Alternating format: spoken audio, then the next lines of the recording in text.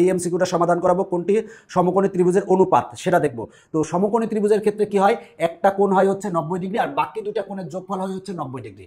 তাহলে আমরা কি পাবো, অনুপাত বলছে, তার মানে আমরা দুইটার যোগফল যদি তৃতীয়টা সমান পাই তাহলে বলবো যে সমকোণী ত্রিভুজ গঠিত হবে। তাহলে দেখো 6 আর 13, যদি 6 আর 13 যোগ করলে আসবে হচ্ছে 19, কিন্তু এখানে আছে 18, তার মানে এটা দিয়ে সমকোণী ত্রিভুজ হবে না। এবার 1 আর 5 যদি যোগ করলে 6 হবে, এখানে আছে 9, তার মানে এটা দ্বারা সমকোণী ত্রিভুজ হবে না। 3 আর 5 যোগ করলে 8 হবে, এটা কিন্তু 10 আছে, তার মানে এটা দ্বারা সমকোণী ত্রিভুজ হবে না। 7 আর 8 যোগ করলে 15 হবে, এখানে কিন্তু 15 আছে, তার মানে এটা হবে। এরপরে দেখো বলা আছে দুটি সম্পূরক কোণের পরিমাণের অনুপাত 3:7 হলো বৃহত্তম কোণ কোনটি।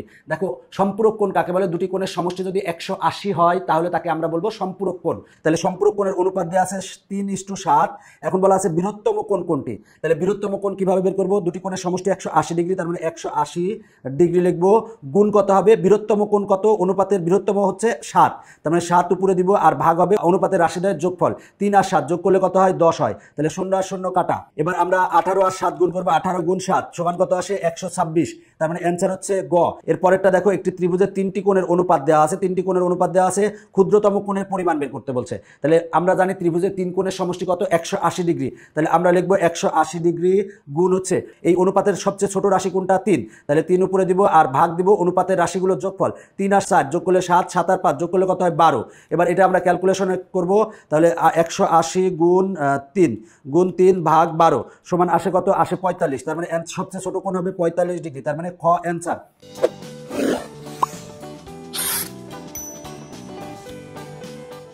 এরপরের এমসিকিউটা দেখো, ত্রিভুজের 3টি কোণের অনুপাত দেওয়া আছে, বৃহত্তম ও ক্ষুদ্রতম কোণ দ্বয়ের পার্থক্য কত। তাহলে আগে আমরা বৃহত্তম কোণ বের করব। তাহলে বৃহত্তম কোণ কিভাবে বের করব, দেখো আমরা জানি 3 কোণের সমষ্টি কত, 180 ডিগ্রি, তাহলে 180 ডিগ্রি গুণ কত হবে, অনুপাতের বৃহত্তম রাশি কোনটা, সেটা হলো 5, তার মানে 5 উপরে যাবে, ভাগ হবে অনুপাতের রাশিগুলোর যোগফল, যোগ করলে আসে হচ্ছে 12। তাহলে এবার আমরা যদি ক্যালকুলেশন করি তাহলে কত পাবো, 180 গুণ 5 ভাগ হচ্ছে 12, তাহলে আসে হচ্ছে 75, তার মানে আমার বড় কোণটা হচ্ছে 75। এবার ছোট কোণটা বের করব, তাহলে 180 ডিগ্রি গুণ, আর এর মধ্যে অনুপাতের মধ্যে সবচেয়ে ছোট রাশি কত, 3, তাহলে 3 উপরে দিব আর নিচে দিব কত, অনুপাতের রাশিগুলোর যোগফল, তার মানে নিচে দিব 12। তাহলে আমরা কত পাবো, দেখো সেটা হলো যে 180 গুণ 3 ভাগ 12 সমান আসে কত, 45, তার মানে সবচেয়ে ছোট কোণ হচ্ছে 45 ডিগ্রি। এবার 75 ডিগ্রি থেকে আমরা 45 ডিগ্রি বাদ দিব, তার মানে 30 ডিগ্রি, ক অ্যান্সার।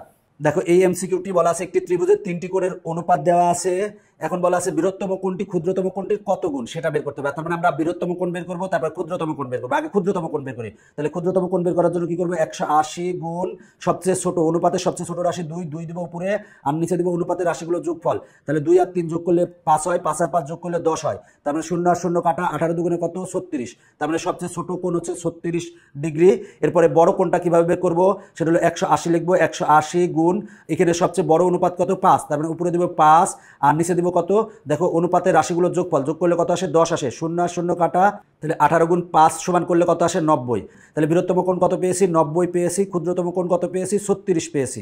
এবার যদি আমরা 18 দিয়ে ভাগ দেই তাহলে এখানে 5 পাবো আর এখানে 18 দিয়ে কাটলে 2 পাবো, তার মানে 5/2 গুণ, তার মানে অ্যান্সার হচ্ছে ক।